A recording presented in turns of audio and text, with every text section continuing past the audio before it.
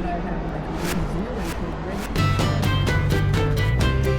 Welcome to Media Path. I am Louise Palanker. And I'm Fritz Coleman. Today on the show, we've got some powerful suggestions for you, and we are about to explore the career of a man who brought so many iconic characters to your childhood TV screen. He played Mark on Lidsville and Eddie Munster on the Munsters. He's Butch Patrick, and he will be joining us shortly. But first, Fritz, what are you recommending for us? All right, we've never done this before, but I'm doing it because I took your suggestion last week, which you publicly noted that you had not seen yourself. So I took it upon myself to watch it, and I'm so glad I did.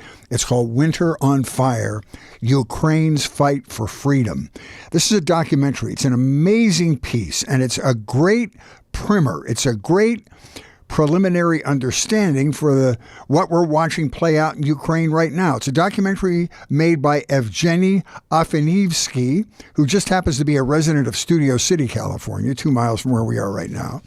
He was president in the Ukraine during what was called the Maidan Revolution of 2013 to 2014. Maidan Square sits in the middle of Kyiv, which is the capital of Ukraine, as you've seen, sitting in the north-central part of the country. It started with a student demonstration supporting Ukraine being a free and democratic state among other European countries, and they wanted the ouster of pro-Russian president at the time, Viktor Yanukovych. This revolution prompted Putin to seize Crimea in 2014 and foment revolt in provinces of eastern Ukraine, which became the pro-Russian area called the Donbass, which Putin just last week recognized as an official part of Russia. In this film, you will see the astonishing resilience of the Ukrainian people that we're watching now. They will fight to the death for freedom. Director Evgeny recently told Deadline website, quote, "This is all happening right now because Putin was never held responsible for sending Russian bombers to Syria and never held responsible for annexing Crimea. He thinks he can get away with this incursion in Ukraine." And he further goes on to say, "The Ukrainians got a taste of freedom. They became part of European society, and they will not go back. They will not put their weapons down. They will fight until their last drop of blood," end quote. And we're seeing it. This is reality. I have seen this movie now, too, Fritz. I did my own homework that I assigned to myself, and it's just astounding. And I think that it for Americans, you know, we think of Ukraine and Russia as being kind of over there, and they're sorting through whatever they're sorting through, and it didn't mean a ton to us until recent events. And now I think it's incumbent upon us to learn more about the Ukrainian people, their history. And when you talk about Russian speaking, there's in Switzerland, there's German speaking, Italian speaking, and French speaking people. They're still Swiss. So the language that you speak isn't an excuse for Putin to roll in and say, "Hey, you guys, we speak the same language." He's delusional. He's denied them their awareness of their country, of their language, of their humanity, and it's just crazy. And these people are so inspirational, and their president is beyond heroic. He went from a guy who was almost laughed at, sort of snickered at because he's a television comedian in Ukraine. He was laughed at. That was the intention. But I mean, as a political leader, yeah. And now he is the hero of the world. And if Putin does something to kill him or kill his family, they're going to have the largest martyr in the history of the world on their hands.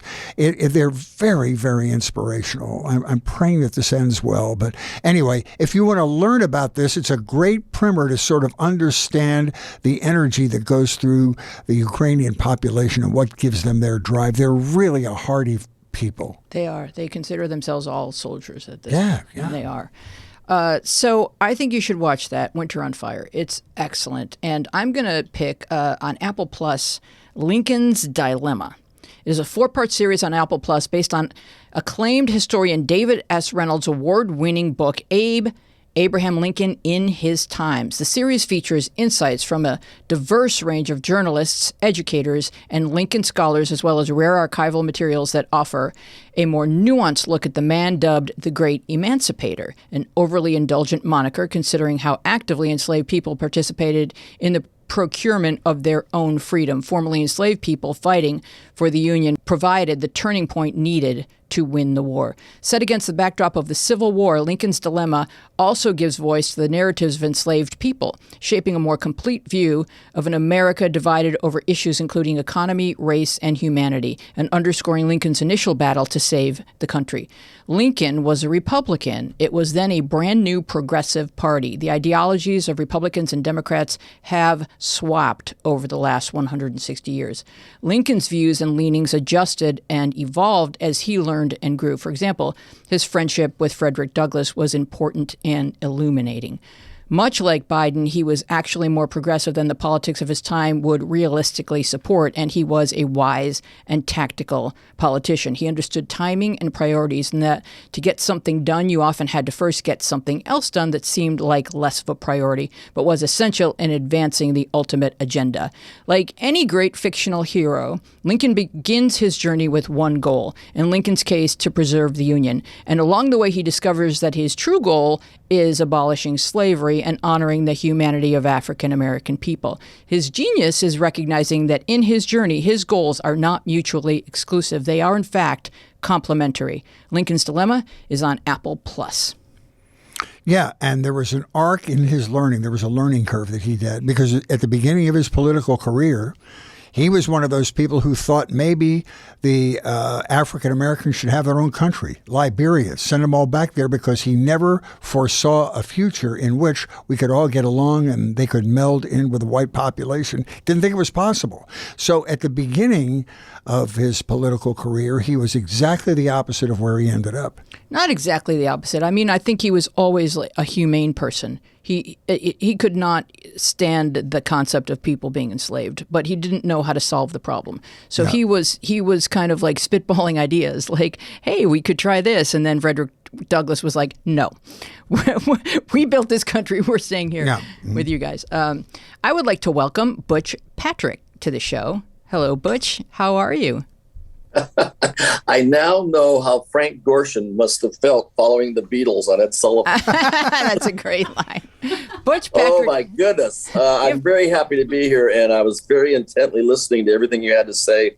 Very informative, and like I say, it's what's going on in Ukraine is just beyond belief, and God bless them all. God bless him. Exactly. I'm going to introduce you a little bit here, Butch. Butch Patrick is an American actor who began his professional career at the age of 7, and by the time he was 9, was the go-to kid actor, appearing in Ben Casey, Bonanza, My Favorite Martian, Mr. Ed, Rawhide, The Real McCoys, and the list goes on and on. Butch is best known for his roles as Boy Werewolf, Eddie Munster on the Munsters, and as Mark, a teenager who falls into a giant top hat and finds himself in a magical land of hats, terrorized by a villainous Charles Nelson Riley on ABC Saturday morning series called Lidsville. Like, that's a premise that could easily happen. So be forewarned. Welcome, Butch. I wanted to open by asking you this critical question. Herman is a Frankenstein monster. Lily is a vampire. Eddie is a werewolf. Do you think that Herman and Lily are Eddie's birth parents? Perhaps he was adopted. But then again, we're in television world, so it's called creative license. Ah. Oh, that. Yeah, that makes everything make sense. On your YouTube channel, and I want to plug it for a second, it's called Coach to Coast. Yeah, you do a great job. You're very hosty. You're very good at hosting. And one of my favorite episodes was the one where you tell the amazing story of being on the Monkees. You were the envy of every kid in your neighborhood, I'm sure. Yeah, it was a great time for a 14-year-old kid to go back to junior high school, having spent a week with the hottest guys in the world at the moment, at the time. Pretty cool. Hey, Butch, one of the things that made the Munsters a phenomenon was the show was only on for 2 years, 64 to 66, yet it has taken its place in the pantheon of great television shows that people will never forget, particularly baby boomers like us. What do you think it was that sort of kept that thing in the consciousness of people over the last 50 years? Well, a couple things. Number one, it was very well produced. The quality of the writing and the talent and the guest stars and the makeup and the special effects was top notch. They kind of got lightning in a bottle because the producers of Leave It to Beaver, who was out at Universal Studios, had done very, very well with a sitcom from a child's point of view, kind of like the kids were the stars in the forefront and the family was behind them. So what they did is they took the Universal Studio monster franchises, which Universal was the monster studio, and they did the best Frankensteins and Draculas and all of the great monster movies of the 40s and 50s came out of Universal, and they kind of mushed them together into this family-friendly characters who were a typical American family except for their looks. And then they threw in a beautiful blonde that we found to be the oddball. They did a role reversal on who was right, who was beautiful and who was this, and they touched upon a social commentary of the 60s of I guess you would have to just call it, there was interracial stuff going on. Being there different and blended families. No, that's exactly right. I was going to say a lot of upheaval in the 60s. So what they did is they very softly kind of worked that into the scripts about you don't want to live next door to the Munsters or the Munsters are scary. But during the storylines, they very much always came up at the end of the thing with a moral that was learned by Eddie or someone at the family dinner table. We always sat down to dinner. And at the end of the day, they were likable people, and don't judge them by their appearance. Oh, wow. It's interesting. Like as a kid, watching it as a kid, I never saw it from that point of view. We just always thought it was funny that they thought that Marilyn was the one who wasn't cute. But your dad, Herman, he had a lot of the similar wisdom of Ward Cleaver. They were good parents. They were great parents. In fact, one of the episodes where Eddie grows a beard because he's being called Shorty, and at the dinner table the beard comes off, and Herman, it's got 100 million downloads of Herman giving me this little speech about, did you learn anything? Yes, I'll never make fun of mom's soup again. He goes, no, it doesn't matter what you look like. It doesn't matter if you're tall or thin or fat or ugly or ugly or handsome or what color your skin is. It matters the strength of your character and the size of your heart. And that's one of the best speeches ever given by a father to anybody. Wow. And it just happens to have been on the Munsters. Most definitely. And now the Addams Family was out at a similar time. And you made a very interesting comment about you were asked if the Munsters were competitive with the Addams Family, and you said no, quite the opposite. The Munsters drafted on the fame of the Addams Family, and the reverse of that you both fed into the enthusiasm of the other show. Yeah, I said, had we been head to head, it would have been a problem because you would have had to choose. But because we were different nights and different networks, you may have preferred one, but I guarantee most people watched them both and just happened to have a favorite. So we sort of were inspirational for each other. Something that's interesting about your career, Butch, is that you had an iconic role as a child actor, but you only spent 2 years playing that role, which gave you a lot of time to appear on other things and to have all of the experiences with all of the people that us kids were watching on TV. You know them because you were on the set with them at some place or another. So we're going to do a little thing that I'm going to call guest star roulette. And I'm going to go through the list of people that you've worked with, and maybe you could tell a story about one of them. So I'm just going to name some of them and then pick one, and then Fritz is going to pick one. Does that sound okay, Butch? Sure. Okay. So Butch Patrick has worked with Judy Garland, Burt Lancaster, Eddie Albert, Jane Wyatt, Bobby Darin, Walter Brennan, Buddy Ebsen, Kurt Russell, Goldie Hawn, Vincent Price, Edward G. Robinson, Robert Taylor, Henry Fonda, Sidney Poitier, John Carradine, Andy Griffith, Richard Crenna, Bill Bixby, Ray Walston, Larry Hagman, Fred MacMurray, Dick Clark, Wally Cox, Wayne Newton. I'm going to go back to the beginning and pick Judy Garland. Judy Garland. Yeah. Yes, that was a movie called A Child is Waiting, and it happened to be directed by the very famous and artistically, very good director, John Cassavetes. Mm-hmm. He directed that, and Judy was on there with Burt Lancaster, was also in that movie. And at that time, I didn't really have a lot of scenes with her, but she was on the set. And a lot of times you get to know someone a lot better behind the scenes than you do on the scenes. And she was very pleasant, I was enamored with her because I knew her, that she was in The Wizard of Oz, and that's kind of how I related to her. Yeah. But Burt Lancaster was the one that really I was in awe of because I just thought he was like the coolest guy. I remember his pirate movies. He was a gymnast. He was a man's man. He was just handsome, and he was just a cool guy that I thought that I looked up to. So between the two of them, it was a really good experience. One of the shows that was appointment television in our house was the Real McCoys. I remember the opening of that show. I remember the picture of the mailbox. And I remember Walter Brennan somehow, although my grandfather didn't have a limp, seemed like a surrogate grandfather to me for some reason. I just loved that show. So talk about Walter Brennan and doing that, and Richard Crenna and that group. That's a very good one, because what happened was the Real McCoys had gone off the air, and they resurrected it on another network for one final season. And what they did is they didn't have all they had was Luke, Pepina, and Amos. Mm-hmm. They didn't have Sugar Babe, they didn't have Little Luke, and they didn't have Cassie.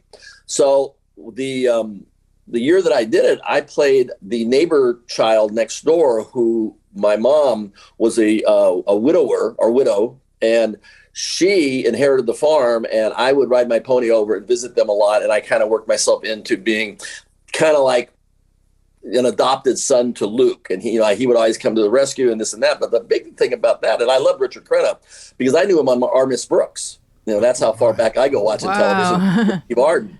But my mom was the one that turned me on to Walter Brennan and his Academy Awards and how great of an actor he was. And, he won 3 supporting actor awards in a row back in the 30s and early 40s. I mean, he was a bona fide major player in Hollywood, but he was such a wonderful guy. And the character that he had, with his little hitch and his giddy up, it was really a great experience because, number one, I got to ride horses. I spent a lot of time outside, got to know Richard Crenna. And it was right before the Munsters, and that part actually probably got me the character Eddie because of what they saw on the Real McCoys. So do you know a director by the name of Bruce Bilson? I know the name. Bruce started out as an AD on the Andy Griffith Show and then directed a couple of episodes of the Real McCoys. And he told a great story about Walter Brennan. He said Walter raised turkeys or something at a turkey farm, and he would take orders for turkeys for people around Thanksgiving. And the first time he did it, everybody thought he was just making a gift of the turkeys to everybody. But as it turns out, he plunked the turkey down in their dressing room or something and say, "You owe me $33 or something." He decided to charge him for the turkeys. He was a businessman. Yeah. He was selling turkeys. Yeah. Wow. Mm-hmm. That's industrious.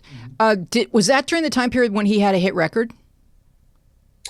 That's a good question. It was around that time. It was definitely in the period piece. Yes, I believe it was. Yeah, because I'm sure you can find the record. I'm not sure the title of it. It will make you cry, no matter when you listen to it, no matter what time of day, no matter what else you're doing. Yes. If you listen to Walter Brennan's hit record, you will cry. Mm-hmm. So let's talk about Andy Griffith, as long as we're on Andy Griffith. Sure. Tell us what you did with him. Well, Andy Griffith he had a series that didn't succeed. It was called Headmaster. Ah. And I think I did the pilot for it, actually. I think it was the first episode. It was he ran a school, and I played a kid who at the time I think I was 18 years old, 17, 18 years old. The episode was called Tune In or Drop Out or something like the Timothy Leary thing. Mm-hmm. But I played a troubled youth who overdosed on drugs and dies. But it was called Headmaster, and we worked together for 3 or 4 days. I thought he was great. He was wonderful, super duper guy. And, I enjoyed his company very much. And I was a big Andy Griffith fan all the way back to No Time for Sergeants, Wow. Yeah, same. So let's do a little of your backstory. You were born right here, Inglewood, California. So you probably watched the Super Bowl in that beautiful new stadium with great pride. Look what they did to Inglewood. Yeah, it's funny. My grandmother had a house over in Inglewood at the time, back in the early 50s, late 40s. And my uncle was a jockey at Hollywood Park. So we lived pretty close to Hollywood Park. He came up through the ranks as a bug boy with Willie Shoemaker. My uncle grew out of being a jockey. Obviously, you have to keep a weight. And once he grew up to being 5'7" and 130, his jockeying days were over, but he still hung around the track. My grandmother enjoyed the track. And my other uncle from my dad's side supplied horses to the studios. So I was always around horses and the racetrack, and I enjoyed it very much. But back then, we moved out of Inglewood over to Gardena when I was about in the first grade. And that's pretty much where I grew up, was a city called Gardena, where they used to have these poker rooms and poker clubs back when there was no gambling in the LA area or in California. The Bicycle Club, they're still open down there. The Not that I know anything about the club opened. That was the first club to open when Gardena lost the monopoly that they had for about 30 years. Mm-hmm. So we lived in Gardena. My dad was a general partner in the Rainbow and the Monterey Club, and I actually worked in the gaming industry off and on. But yeah, that's where I grew up, was Inglewood, because of Hollywood Park. Awesome. And talk about your discovery and the support that your sister gave you, that sort of gave you a gentle, loving nudge into the business, thinking you had chops. You mean when I started working? Yes, when you were discovered by somebody from the business as you were walking around town, and then your sister kind of urged you into it. Yes, but what was going on at the time? A gentleman that had his sights on being mayor of Gardena wanted to get an endorsement from my dad, or Michelle's dad, and they thought it would be a good idea to maybe put Michelle into some print modeling or get her in the movies, which would make Dave happy, and everybody would be good. So what happened was Mary Grady, who was the first child agency in Hollywood, had just opened the doors, and Michelle went up for her photo shoot, and I went along with her. And the gentleman's name was Amos Carr, and at the time, Amos Carr was the go-to photographer in Hollywood for all young child actors. That was his strength. So after he was done with Michelle, he said, "I like the look of, is it Butch?" And my mom goes, "Yeah, his name is Butch." She goes, "I would like to take a couple photos for him, just for my own files and stuff." And she said, that would be fine. And he took a picture of me with this hat and this expression that he liked, and he put it in the window of his studio on Hollywood Boulevard. And lo and behold, not too much later, a director named Randy Hood and George W. George, a producer, were walking by and still looking to cast the youngest son of this new movie of Eddie Albert and Jane Wyatt, called The Two Little Bears. Brenda Lee was a 15-year-old older sister. Soupy Sales was the comic relief cop, and so on. And this, I got an interview. They hired me with no experience, and by the time the 6-week shoot was up, I had picked up a Kellogg's Cornflakes commercial, and I had picked up General Hospital. And how old were you at the time? 7. That's just crazy. And do you remember how it was explained to you what you were doing and what was expected of you? Because it must have seemed very different from just watching TV, where it looks one way, and then you go on a set, and suddenly it's expected that you're going to perform. Like, how was it explained to you? I got a very funny story about that, so I'll tell you. What happened is when I went back home, Mary called and said they would like to hire Butch. My mom said, "You want to do a movie?" And I said, "Well, will I make money?" And they go, "Yeah," because I had aspirations of being a race car driver someday. And then I said, "Do I have to go back to second grade over here?" And she goes, "No." I go, "Let's do it." So the funny part about it was as I was working on the set, my older brother, who was an experienced kid actor, was kind of picking on me a little bit. And one day he pushed me, and I stumbled, and I fell into the banister of the railing of the steps, and I knocked my tooth out. And I got up, and I'm crying, and there's blood, and they stop, and I go, "That's it, I quit." And they go, "What?" And they go, "I don't want to do this anymore. I quit." And they go, "Well, you can't quit." I go, "Well, I quit." I didn't have a concept of the show must go on. It was like, I'm done. This is not for me. So they literally took me out for ice cream and talked me off the ledge, and took Donnie aside and said, "If you ever touch that kid again, we'll fire you." Who was it? Who was the kid that pushed you? Your brother. His name was Donnie Carter. Was his name? He played your brother in the movie. He played my older brother. Yeah. All right, we're going to do a little bit of TV show roulette, if that's okay. Okay. So some of the shows that Butch has appeared on include General Hospital, The Real McCoys, My Three Sons, My Favorite Martian, The Munsters, Mr. Ed, Gunsmoke, Bonanza, Rawhide, Daniel Boone, The Wonderful World of Disney, The Monkees, Adam 12, Family Affair, The Dating Game, I Dream of Jeanie, Lidsville, American Bandstand, The Rose Parade, and Ironside. Fritz, you go first. Well, that's what I said earlier. I mean, all these shows that you did guest appearances on, The Real McCoys, My Three Sons, My Favorite Martian, these were all iconic shows of the time period. Gunsmoke bore a lot of new stars. Burt Reynolds, I just noticed, was on several episodes. Talk about that experience. That was like the longest running episodic in the history of television or something. Well, I enjoyed doing Westerns, so I was very happy to do, the Gunsmokes. I did like 7 different Westerns, but the Gunsmoke I was very happy to do.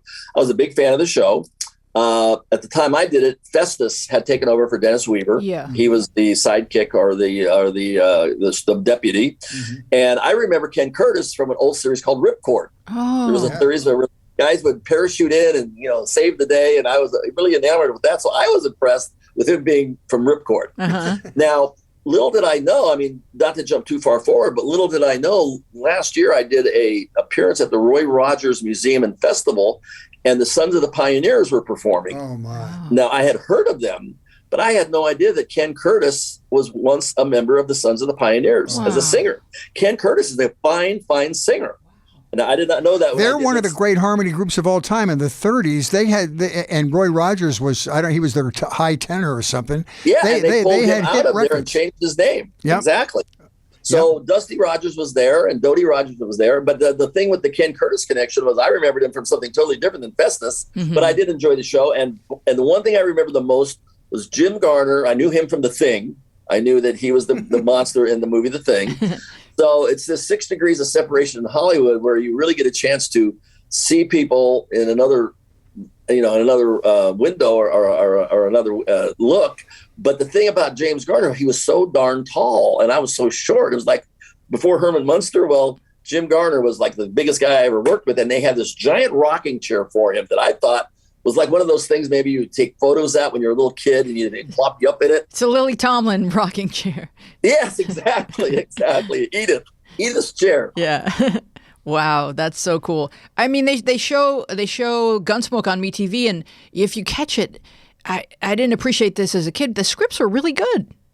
It's a well thought out show. Great morality tales, Yes. each one. Yep. And Miss Kitty didn't seem at all like, she seemed like an executive assistant. She didn't seem like the madam in a brothel or whatever. She had it going on. But you were talking about height. Your height, and in comparison to Herman Munster, had something to do with you being cast. Am I correct? Because you were so much shorter, and he was so much taller, and the difference made a difference. Also, there's a funny story about your teeth were sort of canine at the time, so you didn't need prosthetic teeth because you actually looked like you had werewolf teeth. No, my eye teeth stuck straight out, and it didn't hurt because I could, what's the word I'm looking for? Anyway, I could pinch my mouth and my teeth would still stick out. Purse my lips, I guess was the word. But anyway, the height factor with Fred, what happened with the Munsters is, like a lot of times, kids in a series are more, they're not really considered to be a main character at times. They sort of set up a scene, they come in, situation arises, they leave, and the adults then move on with the scene, and the kids are sort of seen at various stages of importance. But what happened was, for me, they found that I could handle dialogue, and they started writing more and more scripts featuring father and son shows because Fred was such a great TV dad. And then they found that it was interesting and fun with the student-teacher dynamic, to where the 7-foot-tall, lovable Herman becomes the student, and the short, younger Eddie becomes the teacher, and they have these conversations to where they allow me to be using big words and spelling things and doing this and doing that, where Herman was never considered to be dumb. He was considered to be childlike and sweet and naive, I guess. Yeah, naive would be a good word. He was kind of like Forrest Gump, where he was entirely moral, but he wasn't the brightest dad on the block. I lucked out because, going back to the question about being short, and it worked out well because I was small for my age, which is great in Hollywood, but I was also mentally a little bit ahead of my time. So it worked out well that they used to call me a 39-year-old. Well, today you're not supposed to say the word, but they called me a 39-year-old midget. Today it would be a little person. And because they go, there's no way this kid's 11 years old. He's way too wise for his size and his age. So it worked out well. And the fact that I could handle dialogue and do things, I didn't make too many mistakes, which is important in TV production because it's time and it's money, and if you do your job well and you know your lines, hit your mark, and do your thing, it makes the adults respect you even more. Yeah. It's a business. They're running a business. Are you ready to play? Are you ready to play some Munsters trivia? Oh boy, I hope. Yeah, I am, but I hope. And it's okay if you get it wrong, because I have the answers written down here on my iPad. Okay. Marilyn lives with her Uncle Herman and Aunt Lily. Who is actually her blood relative? Which one? Well, her Lily is her aunt. Right. Herman mentions that Marilyn is Lily's sister's child, afterwards saying, "No one on my side ever looked like that." That's correct. Marilyn is one of the show's great mysteries. We are never told who her parents are, where they are, or why she's normal. I guess it was just like a, kind of a rogue gene that, she inherited. Do you want to ask one, Fritz? Do you have these? Yeah. Let's ask one about who played and became a cast member actually starred in a Stephen King movie.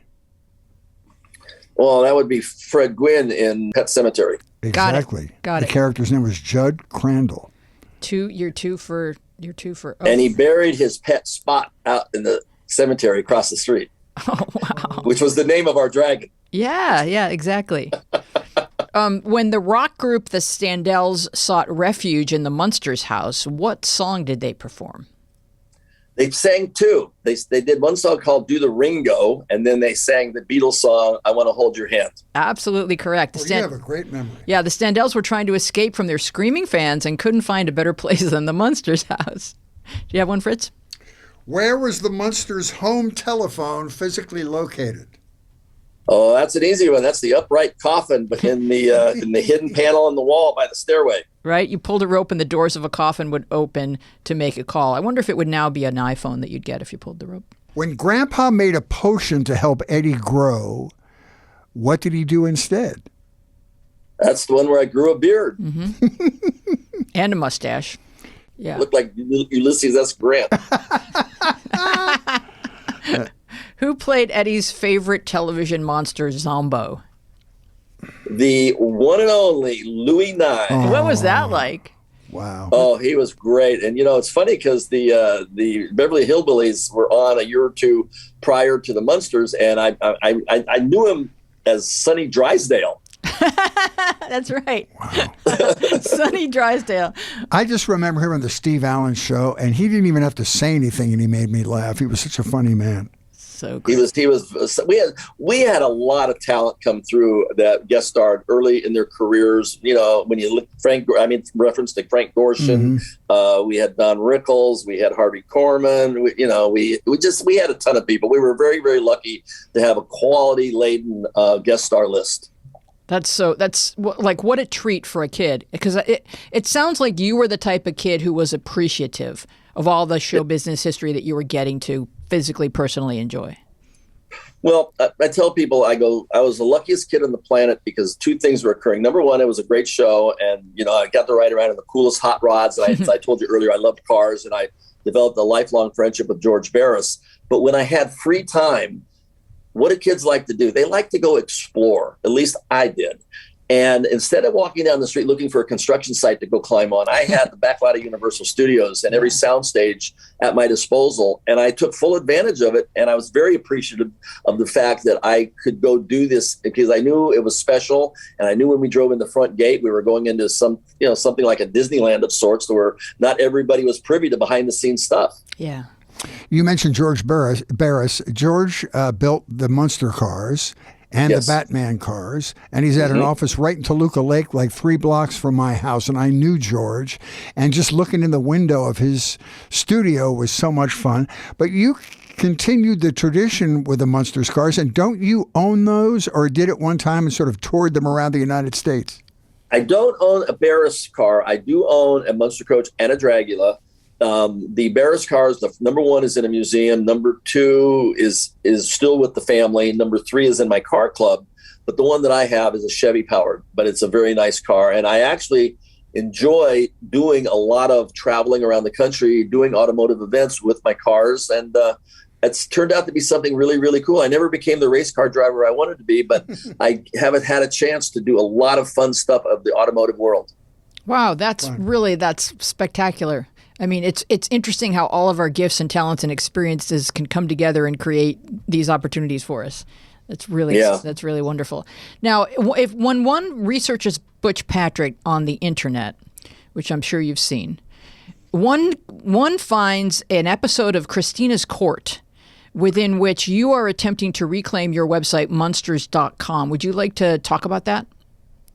Yes, I was basically introduced to a person, and we became friends. And he was an IP guy. I wasn't very computer savvy, and unfortunately, once you bring in someone to handle your IP address, you're pretty much beholden to them, and they control you and they own it. And it's very difficult to recover it back if they choose to not want to give it back. And that's what happened. And the friendship went out the window, and I had pretty much resigned myself that I wasn't never going to get it. And I guess these court shows look for interesting cases to bring on camera that would be entertaining to their fan base and their audience. So I was contacted, and they said, if you'd come on courtroom with us, we'll foot the bill, and we'll make sure you get it back. And whether you're the plaintiff or the defendant, this or that. And the guy that took it, Mr. Mickey Keats, flip-flopped twice whether he wanted to be the defendant or the plaintiff. And I said, I don't really care. I can play both sides. I'm just going to go up and tell the truth and get my website back, which we did. Yeah. And it was an interesting little. They actually had us fly on the same plane together too, which was kind of a weird. Wow. They didn't think that one through. So I was like 2 rows behind him. I couldn't believe he was on the plane with me. It was like, oh my God! But it all worked out for the best. When you got your website back, so when we go on Munsters.com, what do we find there? Oh yeah, it's just basically it has my schedule, my store, stories about the cast. It's just everything that you would like to know about Munsters. If you really wanted to get into it more, is I have a official Munsters fan group that now has 51,000 members. Wow. Yeah, it's growing. It grows exponentially. And then now also Rob Zombie is making the new Munster movie, as you may know. And that's causing a lot of excitement to a lot of people. I actually know Rob very well. And I think it's going to be really good. And I'm really happy that when it comes out, I think people are going to be really pleasantly surprised, because I know they're wondering how it's going to be seen and received because of Rob's the style of his movies. But I can tell you that this is going to be fine. It's going to be very good. Have you shot it yet? I'm not involved in the movie. I'm not in it, but I have seen a little bit of the trailers and stuff. Yeah. Oh. So what's the tone? What can you tell us? I can't tell you. Okay, got it. I'm going to talk a little bit about your book. You have a few books. You have a it's not a coffee table book. It's a coffin table book. Tell us about that. In 2013, the Munsters was coming up on a 50th anniversary of September 24th, 2014. So I decided, as I sat at tables at conventions and I met people, I always was inspired by how much the show had meant to so many people. And they watched TV. You had this extended family around the country that I never was aware of. And they always had these very heartwarming stories about what the show meant to them, watching it with a favorite uncle or a mom or a grandmother that's now passed. And I just decided that if I just take these stories and put them into a book form, it would make an interesting book. And then hence the name Munster Memories. But I also then sought out people that were involved with the show that were still alive, got stories from them, put in my own 2 cents here and there. And then I also got the Munster super collectors, because the toys and the memorabilia market is so big. And the Munsters is one of the more collectible groups of TV merchandise and memorabilia up there with Star Trek. Mm-hmm. And for a movie, Star Wars, but for TV, it's Star Trek and the Munsters. Wow. And I kind of mushed them all together into a book form, and it came out September 24th, 2014, to the day, 50 years to the day of the premiere of the year. And I only made 100 of them, and they're very hardcover, rectangular, and I made 100 of them for the hardcore collectors, which everybody loved it. And then I made a paperback version that I've been selling ever since. Now, here's a really personal and inappropriate question for you, Butch. Do you still participate in the sale of Munsters memorabilia as a character? What I do is when I go out on conventions or I take my cars on the road, a friend of mine with Rock Rebel Shop has the licensing of the Munsters T-shirts and this and that. So what I do is I buy Munster memorabilia and merchandise from them, and then I will resell it at my table, autographed and not autographed, and this and that. And I have a line of coffee. I have the book. I have the DVD. Rob Zombie and I did commentary on the Munster Go Home Blu-ray recently. So at my table, I've got about 12 or 14 different items when I go out, as opposed to just 8 by 10 photos. Oh, cool. That's good. And you have your book, too. You have your book is called Eddie Munster, a.k.a. Butch Patrick, The Untold Story of His Early Hollywoodda, Coulda, Shoulda Years.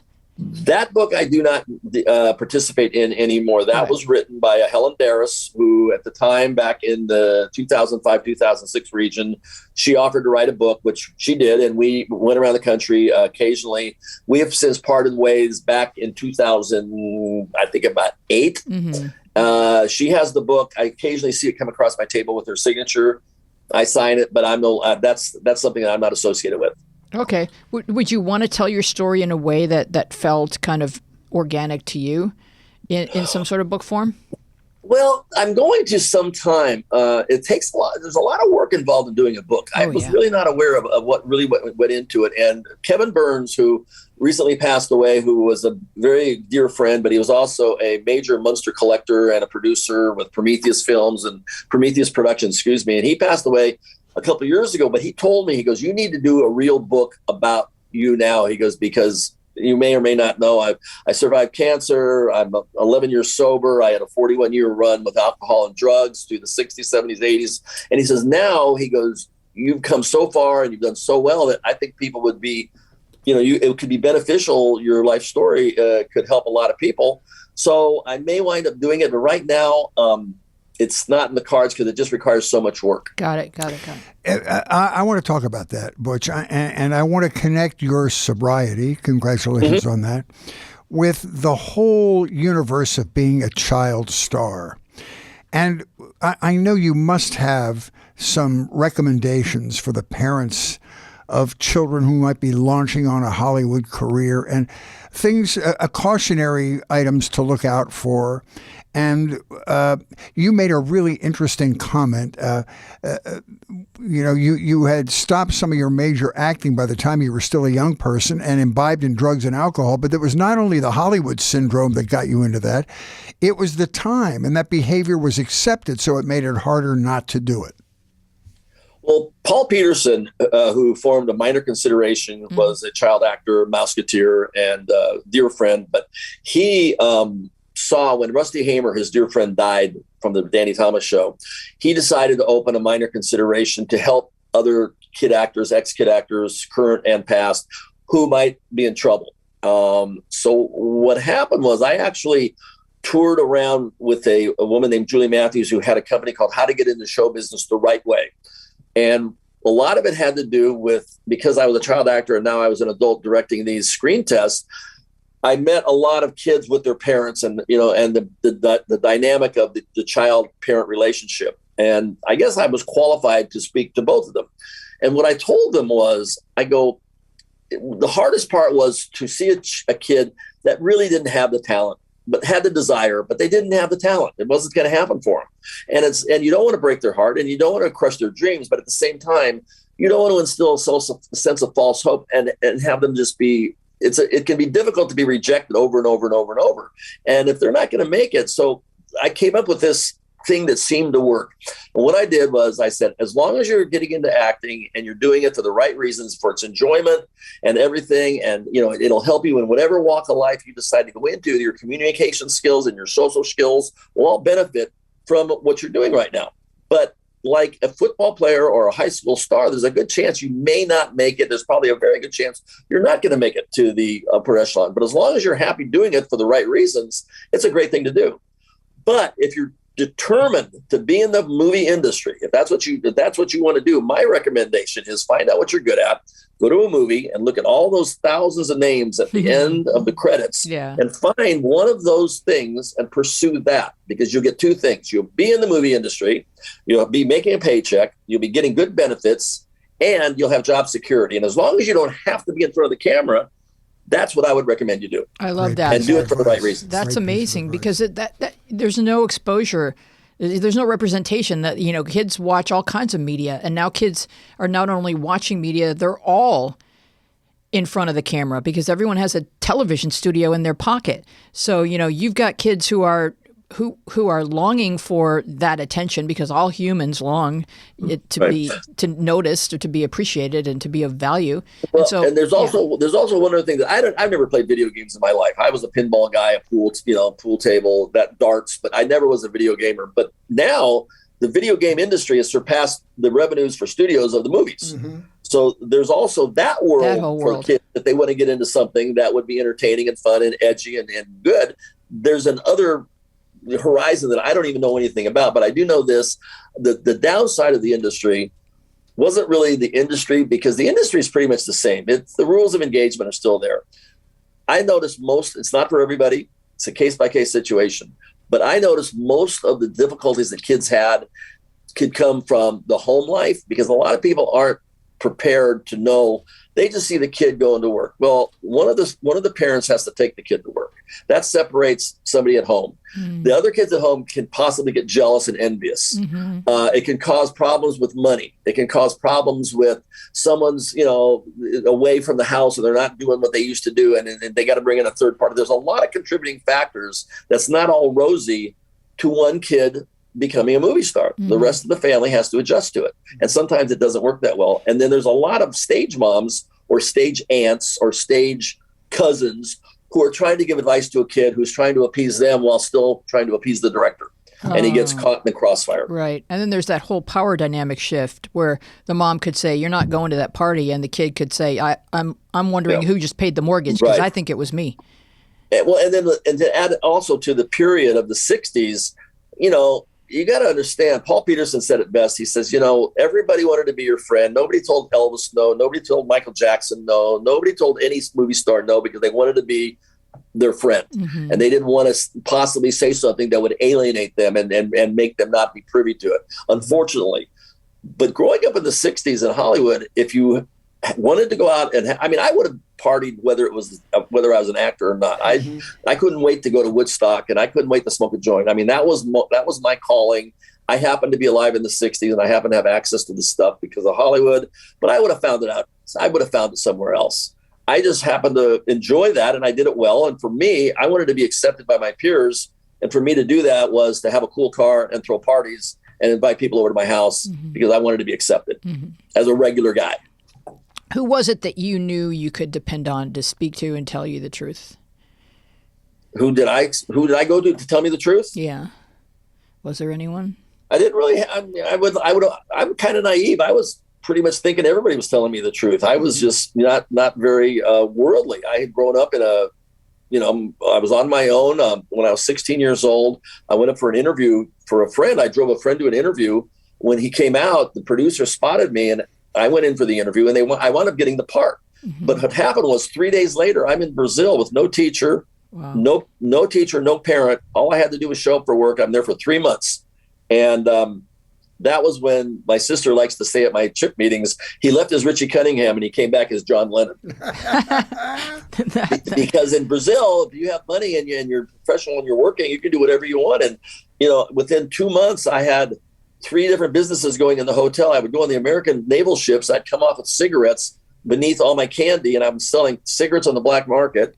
I'm doing a currency exchange in the bar at night because I got all these American money and I got all this Brazilian contos. And then I also found a cabbie that was giving me marijuana. So I had a marijuana thing going in the hotel. And so I'm you're an 16 years entrepreneur. old. There's nothing wrong He was with doing everything but selling turkeys for Walter Brennan. Yeah, exactly. Yeah, and So speaking that's of Walter Brennan, and speaking of him winning 3 supporting actor awards, you worked with another bona fide star who had a sort of a sad conclusion to her life, and that's Yvonne De Carlo. Talk about her. She was a bona fide star before she ever did the Munsters.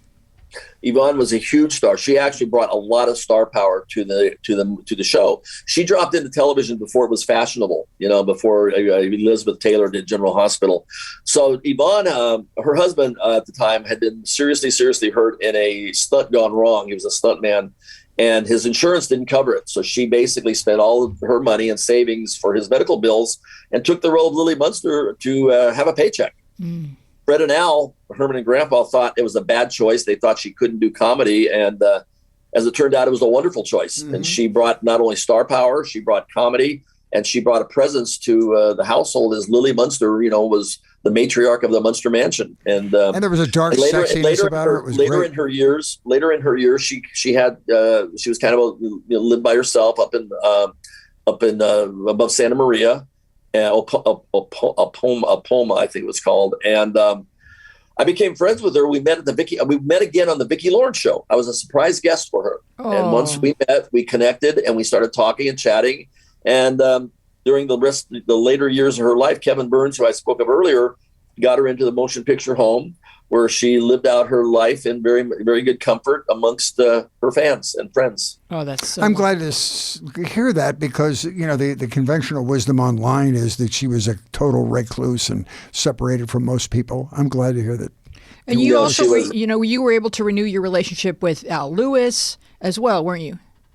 Well, Al Lewis, yes. What happened was when they did the Munsters Revenge, I was like 28 years old, and they were filming in Culver City.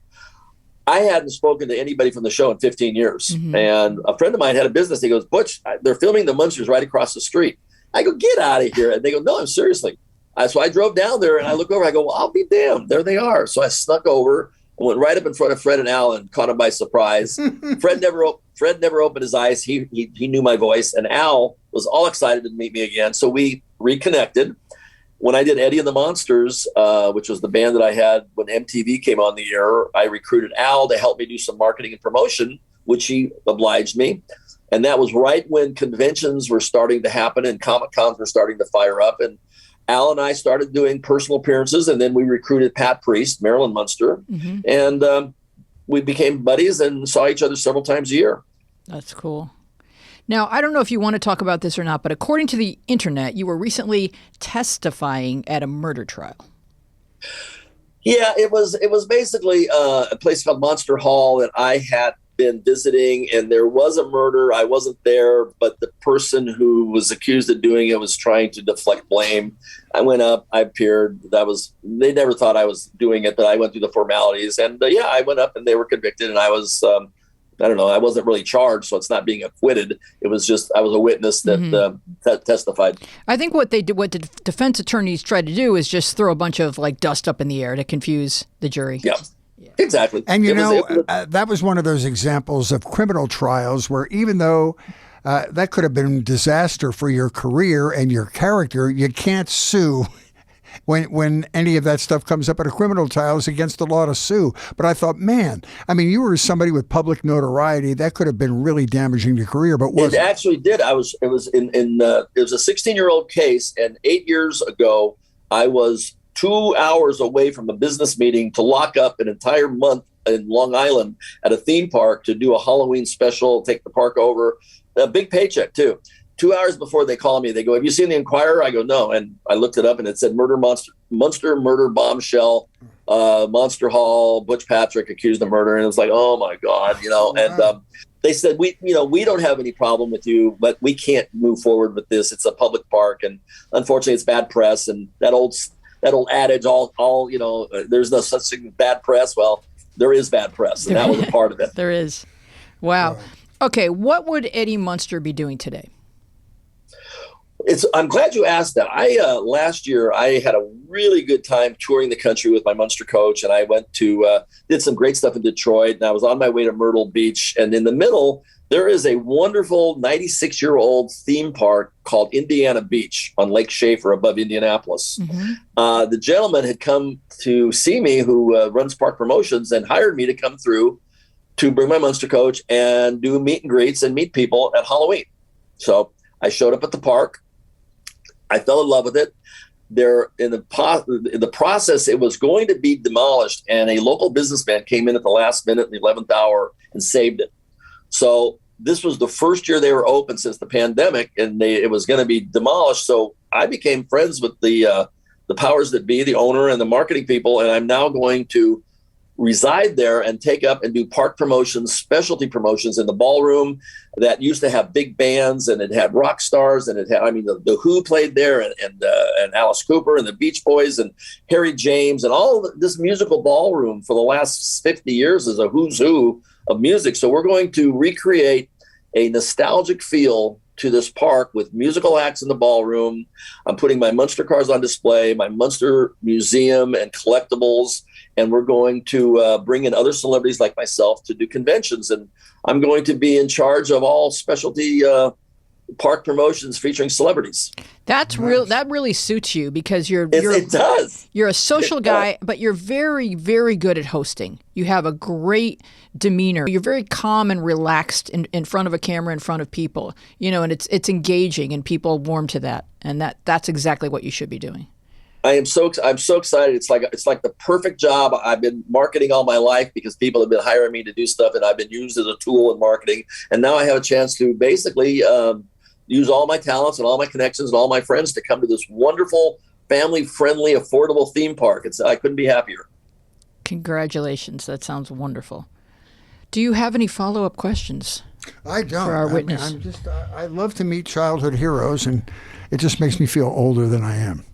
No, you're Well, Fritz, I feel like I know you because I've been, getting my weather from you forever. I know it. Well, I appreciate that very much. It's a mutual admiration society, and I have so much respect for, there are nightmare stories of child stars that don't come out the other end of the tunnel as successfully as you did. You got sober. You've got a great attitude. Your personality is unfazed, and it's just a pleasure to get to know you.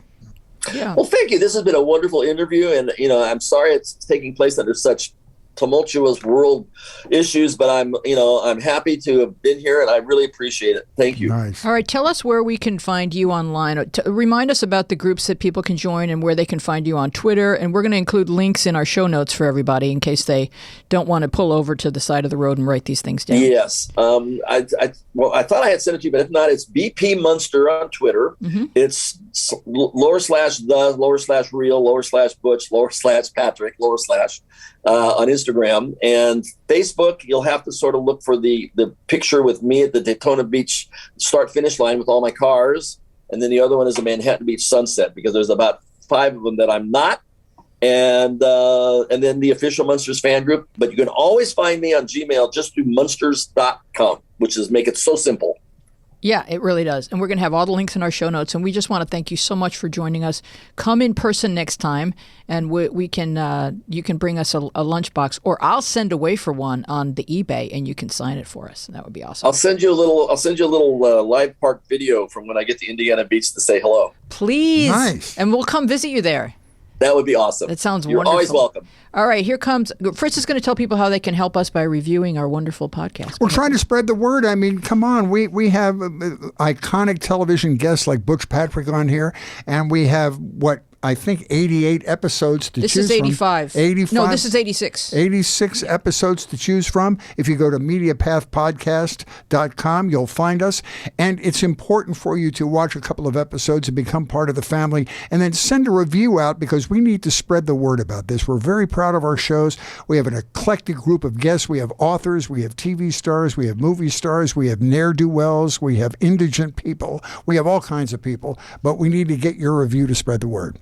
Yes, and we would love for you to join us online on Instagram and Twitter, where we are at MediaPathPod, and on Facebook, where our show page is MediaPath Podcast, and our Facebook group is MediaPath with Fritz and Weezy Podcast Community. You can find full episodes with all kinds of bonus visual content on our YouTube channel, MediaPath Podcast. We would love to know what media you have been enjoying. You can contact us at our social media or email us at MediaPathPodcast@gmail.com. We want to thank our wonderfully entertaining guest, Butch Patrick.